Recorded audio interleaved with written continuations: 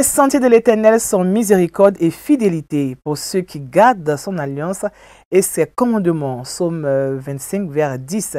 C'est donc avec cette assurance que je vous retrouve pour cette nouvelle édition de l'information. Shalom à tous et à toutes. Bienvenue au journal sur Espérance TV.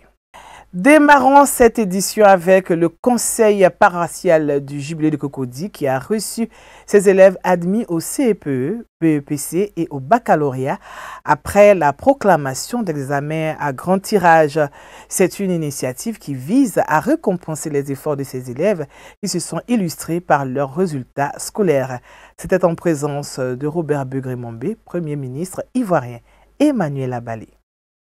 Le conseil paroissial de l'église méthodiste de Côte d'Ivoire, temple Jubilé de Cocody, a offert le lundi 22 juillet 2024, en son sein, un dîner à l'honneur des élèves reçus au CEPE, au BEPC et au baccalauréat de l'église locale. Cette cérémonie s'est faite sous le regard bienveillant du très révérend pasteur Michel Lobo, mais également de son Excellence, le Premier ministre de Côte d'Ivoire, M. Robert Begré-Mombé, initiateur de cette réception dînatoire.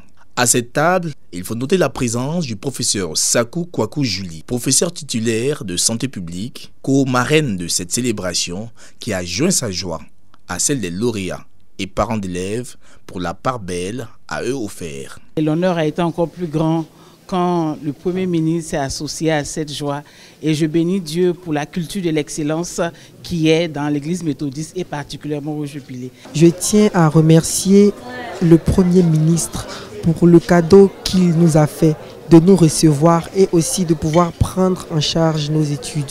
Je suis vraiment ravie. Je suis contente d'être ici, j'ai aimé la cérémonie, elle s'est bien passée.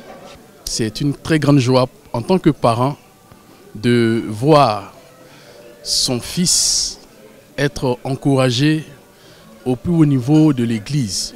Dans un élan de générosité et pour encourager ces jeunes gens, le Premier ministre, chef du gouvernement, a fait un don important à ses élèves avant de les exhorter à continuer dans l'excellence, comme le dit les Saintes Écritures dans le psaume 126. L'excellence est toujours la finalité des efforts quotidiens qu'on fournit et rien ne s'obtient sans effort, sans la bénédiction du Seigneur. Nous sommes très heureux de constater qu'au sein de cette communauté, il y a de brillants élèves, de brillants étudiants. Tout cela doit être considéré comme une grâce du Seigneur et constituer le soubassement d'un exemple qui doit se perpétuer de génération en génération. À sa suite, le président du conseil Église et Société locale a exprimé sa gratitude pour l'accompagnement du Premier ministre et du professeur Sakou Kwaku Julie avant d'expliquer le contexte qui les rassemble ce soir. C'est une manière pour nous d'apporter une émulation au sein de la communauté, surtout au niveau des enfants, afin de leur permettre de trouver de bons modèles dans la vie, en termes de travail, en termes de force, en termes de courage, pour avoir des résultats excellents. Et je pense que les années qui viendront, certainement on pourra tisser un partenariat avec la primature et pourquoi pas déboucher sur peut-être des bourses d'études pour accompagner ces enfants excellents dans leur cursus scolaire. Au nom de toute la communauté méthodiste du Jubilé de Cocody, à ses côtés, le pasteur Roger Messou, le très révérend pasteur Michel Lobo a salué l'initiative du conseil du Jubilé de Cocody à travers sa structure, le CES, avant de remercier le Premier ministre pour sa disponibilité et l'exemple d'excellence qu'il incarne. Notons que la cérémonie officielle s'est tenue le dimanche 21 juillet 2024 lors du culte où chaque élève a reçu du matériel didactique et des bourses d'études de la main de la marraine et de son Excellence le Premier ministre. Et justement, par rapport aux résultats de fin d'année, l'école méthodiste se porte bien et même très bien au regard des performances réalisées lors des examens à grand tirage, comme nous le dit dans cet élément de M. Lazare Kwasi, directeur général des écoles méthodistes. L'année dernière, au niveau du CEP, nous avons obtenu 94,95% de réussite au CEP. Cette année, nous sommes passés à 98,2% de réussite, tandis qu'au niveau national, nous sommes à 83,46%. Au BEPC, nous avons obtenu l'année dernière 89,59% de réussite et cette année, nous sommes à 90,16% de réussite au BPC et au niveau national, c'est 40,18% d'admis. Au baccalauréat 2023, nous étions à 63,67%. Cette année 2024, nous avons obtenu 68,15% d'admis, alors qu'au niveau national, ce n'est que 34,17%. Je voudrais dire, malgré tout, nous aurons voulu avoir les 100%, mais nos résultats ont progressé. Nous reviendrons sur cette interview accordée à la rédaction d'Espérance TV dans une édition spéciale. À présent, les activités de l'Église méthodiste de Côte d'Ivoire. Selon le calendrier ecclésiastique, le dimanche 21 juillet 2024 était consacré à la journée des conducteurs des classes méthodistes. Et cette année, c'est le district de Lakota, dans le Lodjibois, qui a abrité les festivités officielles marquées par un culte.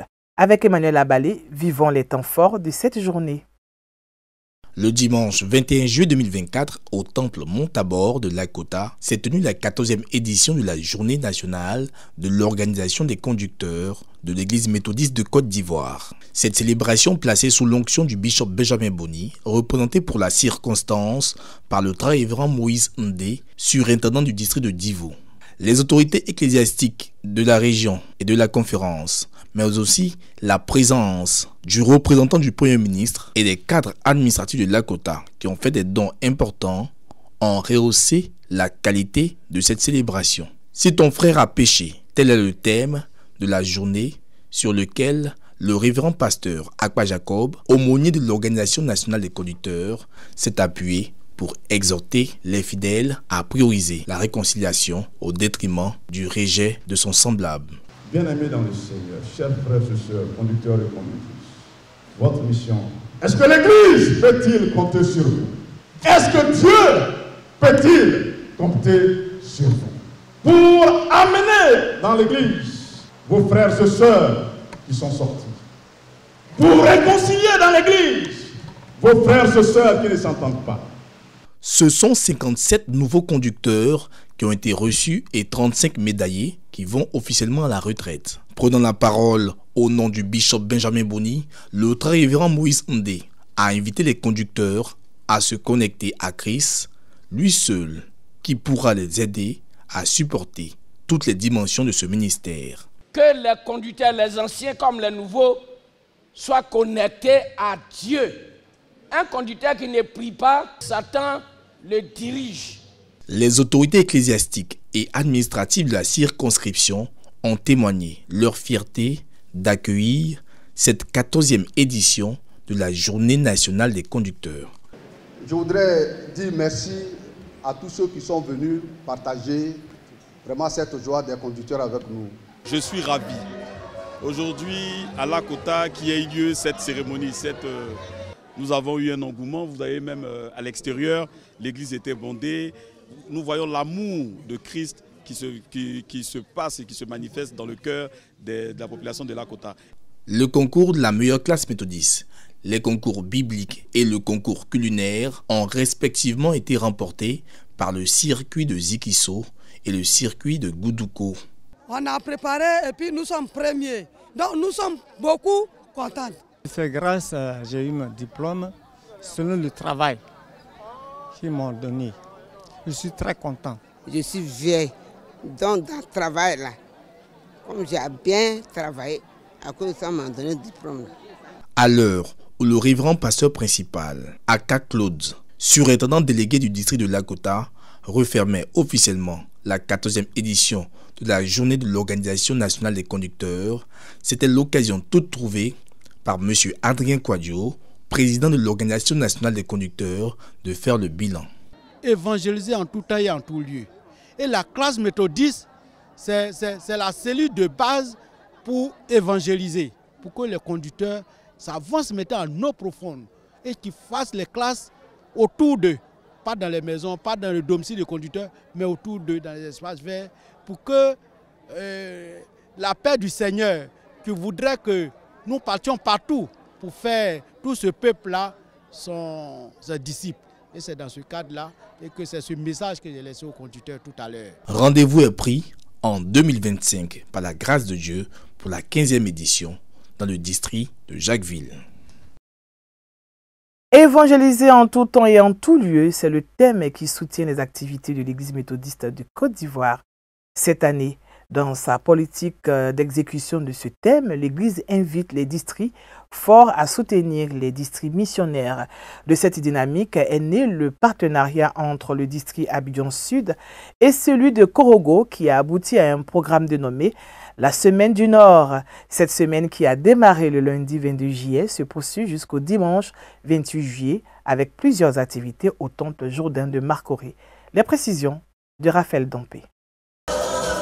À l'occasion de la Semaine du Nord, édition 2024, organisée par le district missionnaire de Korogo dans son district partenaire, à savoir le district Abidjan Sud, un temps de prière a été observé pour ouvrir les activités de cette semaine.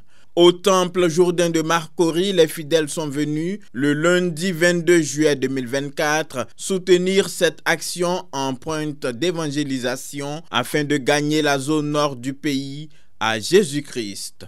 La période des pluies, là, il n'y a pas que dans certains villages du nord. Pourquoi? Parce qu'il y a un manque de temple.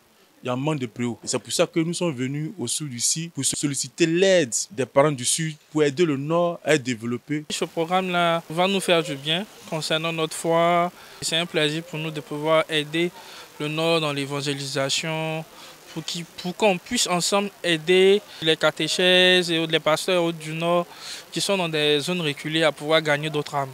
Le programme est bienvenu. Donc, quelle que soit la situation que tu as, que tu vis, le Seigneur est avec toi. Et on nous a dit qu'il nous a délivrés de la fournaise Adam et il nous délivrera. Dans un temps de ministère, le révérend pasteur David Kouyaté, surintendant délégué du district missionnaire de Korogo, a tenu le peuple de Dieu en éveil. La foi qui éteint le feu, inspiré de Daniel chapitre 3, versets 1 à 30, tel est le thème traité par l'orateur. Bien-aimé, ta vie là, il n'aura pas de gratitude ni de feu. Et puis il a éteint le feu. Je ne sais pas quel feu étranger qui est dans ta vie, mais ce soir ta foi va éteindre ce feu. Amen. Et ta foi doit s'appuyer sur le fait qu'il est le Dieu qui est capable. Celui qui a marché avec Meshach Shadrach, c'est le même qui marchera avec toi ce soir. Est-ce que tu crois qu'il est avec toi ce soir? Après avoir présenté les réalités de son district, le surintendant lance un appel pour la construction de lieux de culte. Cette année, nous voulons mobiliser les moyens pour aller véritablement construire ce lieu de culte pour que nous puissions rassembler le peuple de Dieu. Il y a aussi Pignon, il y a aussi Dorka, que nous avons évangélisé, Korokuna et beaucoup d'autres villages où nous avons gagné assez de personnes. En fait, cette année, il y a une opération. Pour la construction de lieux de culte, nous lançons l'opération qu'on appelle « Pour l'amour que j'ai pour le Seigneur, je donne au moins 10 000 pour la construction d'un lieu de culte ».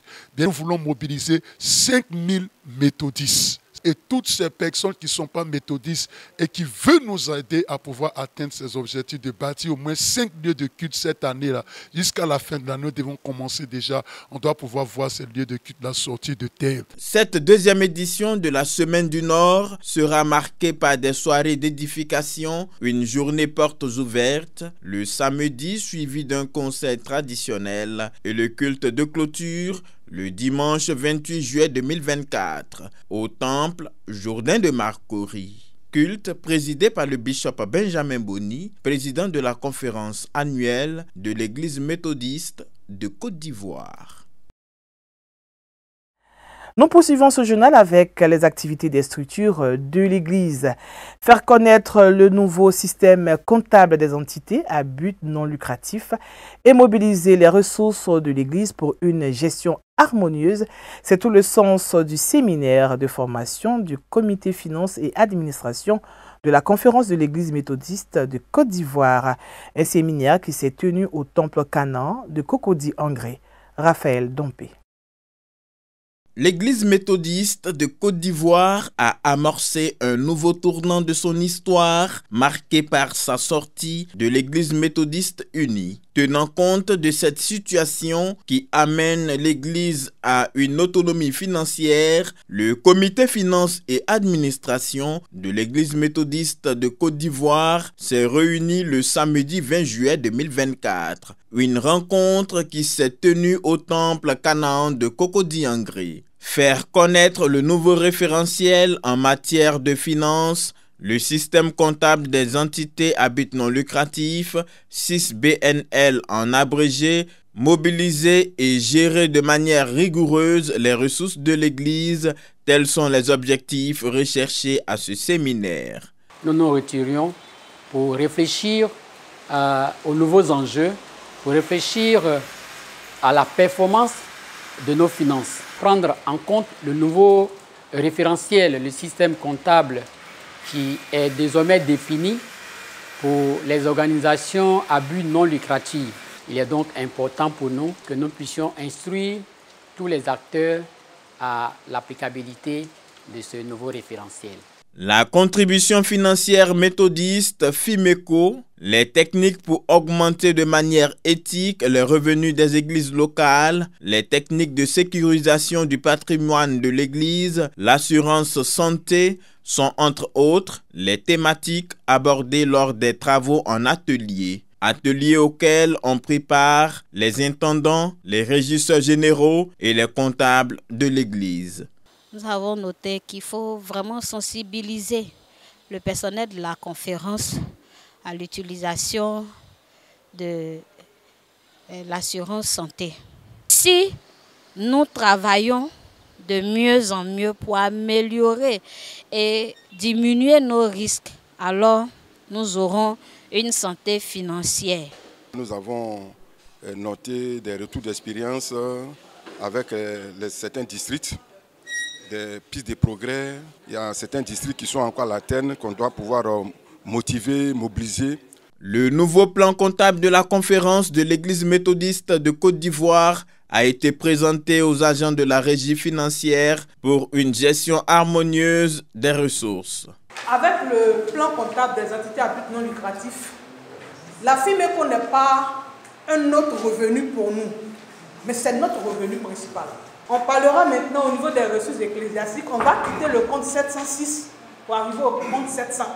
Avec, on peut dire, le SISCOADA, la nouvelle norme de la comptabilité, il y a certaines obligations qui sont liées à cette comptabilité. Il y a aussi des actions pénales, il y a aussi des documents vraiment afférents qu'il faut obligatoirement avoir.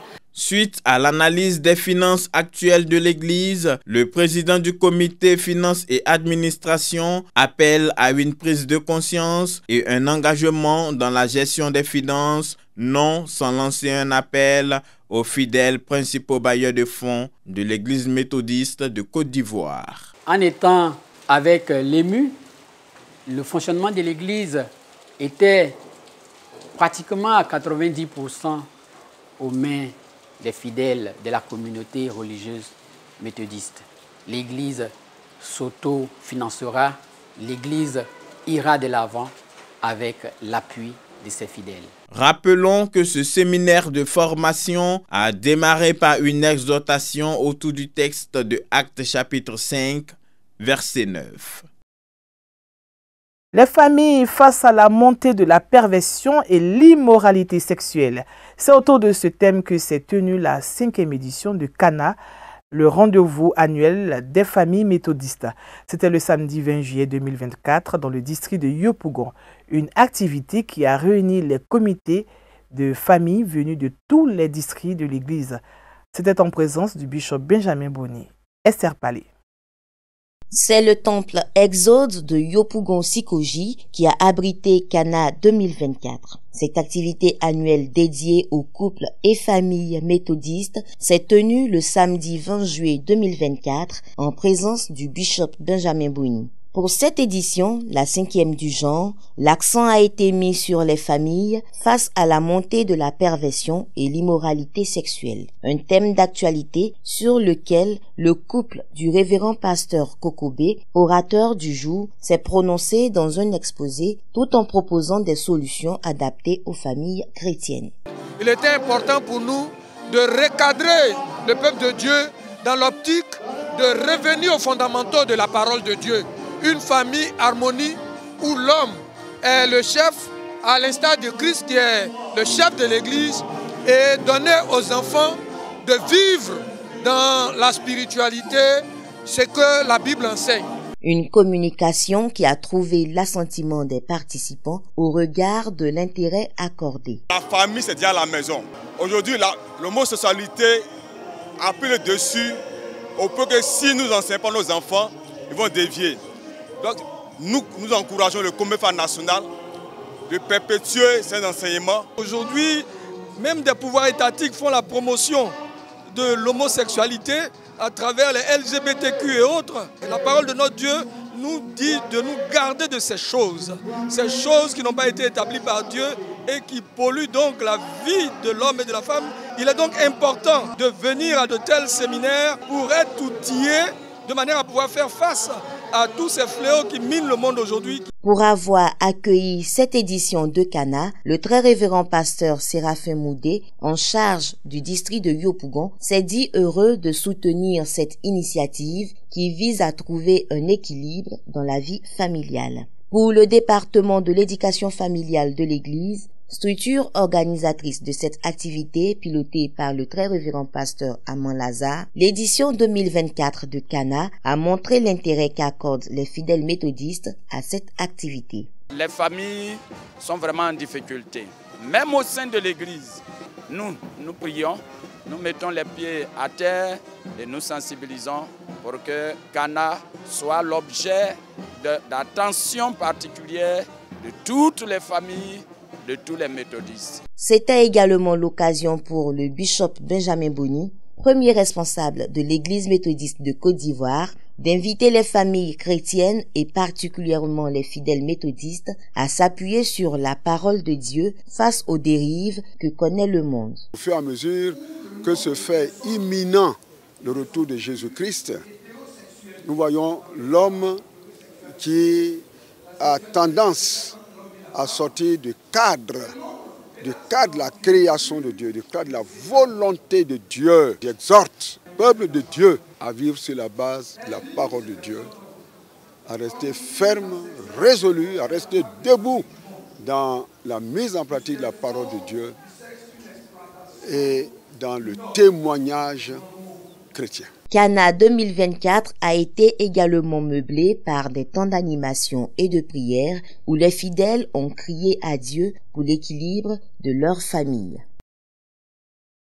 Dans l'actualité nationale, le Premier ministre Robert Begré-Mombé a procédé lundi dernier à l'installation d'une brigade de lutte contre le désordre urbain dans le district autonome d'Abidjan.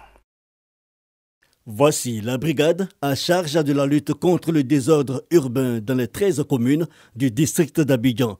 Leur mission, la traque de l'occupation anarchique de l'espace public, l'affichage fantaisiste, la mendicité, les fumoirs, les charrettes à bras appelées Wotro, entre autres. Ils sont présentés officiellement ce jour aux populations en présence du chef du gouvernement. Les 13 maires du district, donc regroupés au sein du cadre permanent de concertation mise en place, ont adopté à l'unanimité lors de sa 12e réunion, le 16 avril 2024, la création d'une brigade spéciale de lutte contre le désordre urbain. La brigade est composée de 295 agents, issus pour partie de la police du district et pour l'autre des polices municipales des 13 communes du district. Elle est dirigée par un officier de police en exercice qui sera assisté d'un adjoint. Au nom du ministre d'État, ministre de la Défense, Ténébiraïma Ouattara, le ministre de la Sécurité insiste sur la pertinence de la création de cette unité au service du citoyen. La mise en place d'une brigade de lutte contre les désordres urbains est une initiative dont la portée est évidente, car elle vise à donner un visage plus agréable à notre capitale économique, capitale qui doit être digne dans tous les sens du terme. Cette brigade qui se met en place aujourd'hui, nous en sommes convaincus, sera le partenaire privilégié des forces de défense et de sécurité. 295 agents de l'ordre urbain. La réussite de leur mission est conditionnée par le soutien populaire, cela noté par le Premier ministre à charge aussi du cadre de vie. Le président de la République, à travers le plan national de développement 2021-2025, fait de l'amélioration des conditions de vie des populations sa priorité. Ces efforts en matière d'investissement dans tous les domaines doivent être accompagnés d'un investissement humain. Je suis donc convaincu, monsieur le ministre-gouverneur, que la problématique de la lutte contre le désordre urbain que vous portez comme une priorité absolue, indispensable pour améliorer le bien-être des populations du district autonome d'Abidjan et tirer le meilleur profit des énormes investissements en cours, sera portée par la population avec les efforts d'explication, l'approche inclusive et le maintien du dialogue avec les populations que vous avez commencé. La présentation officielle faite, la brigade de lutte contre le désordre urbain peut se mettre à la tâche. L'agenda est simple, faire du district d'Abidjan un havre de tranquillité en zone urbaine. En santé, le VIH est une maladie qui sévit encore dans notre pays et même dans le monde, au point de devenir une préoccupation majeure. Afin d'avoir une situation de l'épidémie, le gouvernement ivoirien, avec l'appui de ses partenaires, a lancé la deuxième enquête SIFIA pour évaluer l'impact du VIH-Sida sur les populations ivoiriennes. Le ministère de la Santé, de l'Hygiène publique et de la couverture maladie universelle a procédé au lancement officiel de SIFIA 2024, l'enquête de l'évaluation de l'impact à VIH-Sida sur les populations ivoiriennes. Ce lancement, qui s'est fait avec l'ambassadeur des États-Unis en Côte d'Ivoire, a eu lieu en présence des autorités administratives et coutumières. C'était au cours d'une cérémonie riche en couleurs où les différentes interventions, un film, un sketch ont permis de mieux appréhender cette opération qui vise 13 000 ménages en Côte d'Ivoire. Déjà en 2017, nous avions lancé la première enquête SIFIA qui nous a permis donc d'élaborer le plan stratégique 2020-2025 qui a permis donc de modifier donc la stratégie et d'agir sur des cibles. Aujourd'hui, nous sommes à quelques kilomètres donc des objectifs que nous sommes fixés pour atteindre les 3x95. Et je crois que c'est là que c'est difficile parce que quand on est sur les derniers kilomètres, il faut être précis sur les interventions. Donc cette enquête va nous permettre d'ajuster la stratégie, mais également mesurer les progrès réalisés et voir les ajustements à faire. Donc je pense qu'à l'issue de cette enquête, nous allons élaborer le plan stratégique 2026-2030 qui va vraiment cibler là où il faut que nous puissions intervenir pour être efficaces et atteindre les résultats attendus. Partenaire privilégié de la Côte d'Ivoire dans la lutte contre cette pandémie, SIFIA 2024 est soutenu par le plan d'urgence du président des États-Unis pour la lutte contre le sida. Les États-Unis sont fiers d'accompagner la Côte d'Ivoire avec ce projet, cette enquête nationale SIFIA.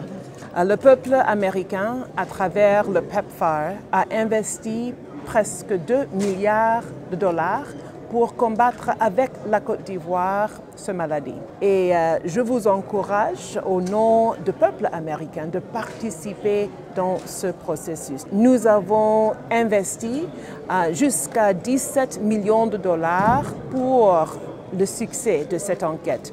Les jeunes qui vont aller dans les villages et les villes partout ici en Côte d'Ivoire.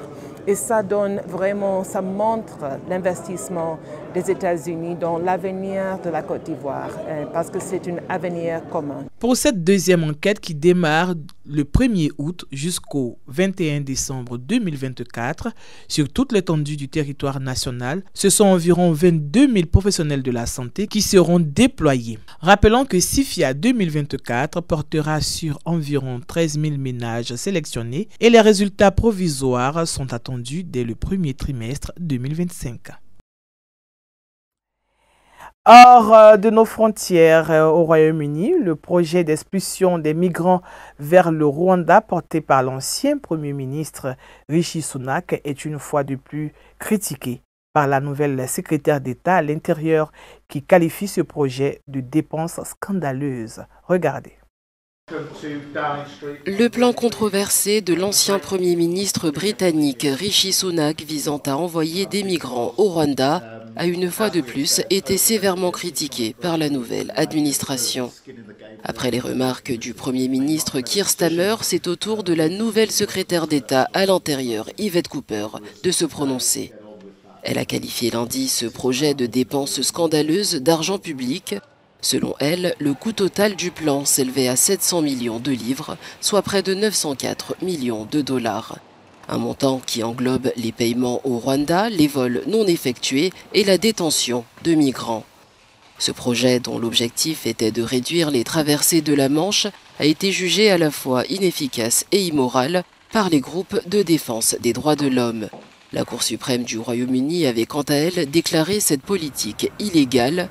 En réponse, Yvette Cooper a promis de concentrer les efforts sur la lutte contre la traite des êtres humains et de rechercher des solutions plus respectueuses des droits de l'homme. Depuis l'abandon du plan, les traversées de la Manche continuent, avec près de 1500 migrants arrivant au Royaume-Uni en une semaine. Et puis aux États-Unis, dans la course au présidentiel, le président Joe Biden a annoncé son retrait de la liste en tant que candidat pour laisser la place à sa colistière Kamala Harris. Elle est donc en lice pour l'investiture démocrate. La première présidente des États-Unis, ce pourrait être elle, Kamala Harris, soutenue par Biden, qui a donc renoncé à briguer un deuxième mandat. Un séisme politique à 4 mois du scrutin. Elle a promis de se battre pour décrocher l'investiture du Parti démocrate. Objectif, battre Trump. À 59 ans, cette afro-américaine de père jamaïcain et de mère indienne est emblématique du rêve américain. Après des études de droit et d'économie, la native de Californie devient magistrate puis procureure et sénatrice. Un à un, elle brise les plafonds de verre. 2020, sa course à la Maison-Blanche prend fin sur un débat raté, mais Joe Biden en fait sa colistière. Près de 4 ans à ses côtés au poste ingrat de Vice President. Quelques faux pas, elle déçoit à l'étranger ceux qui attendaient qu'elle prenne plus d'envergure. Kamala Harris reste en réalité dans l'ombre de Biden, loyale. Elle dénonce l'instrumentalisation politique de l'âge du président, sans jamais outrepasser ses fonctions. Engagée toujours contre le racisme et les discriminations, une femme accomplie, famille recomposée avec les enfants de son conjoint, elle se saisit de la défense du droit à l'avortement, aboli au plan fédéral par la Cour suprême. Trump, qui l'a décrit comme un monstre et une femme colérique en 2020, la cible à nouveau, objectif décrédibilisation. Je l'appelle Kamala Lillard. Vous l'avez vu quand elle rit? Elle est folle. Ne pas s'y tromper, un débat télé face à Kamala Harris serait difficile pour Trump. Il l'attaquerait sur l'immigration, entre autres. Elle le ramènera à ses procès, ses condamnations et ses manigances pour renverser les résultats de l'élection de 2020, promet son équipe de campagne.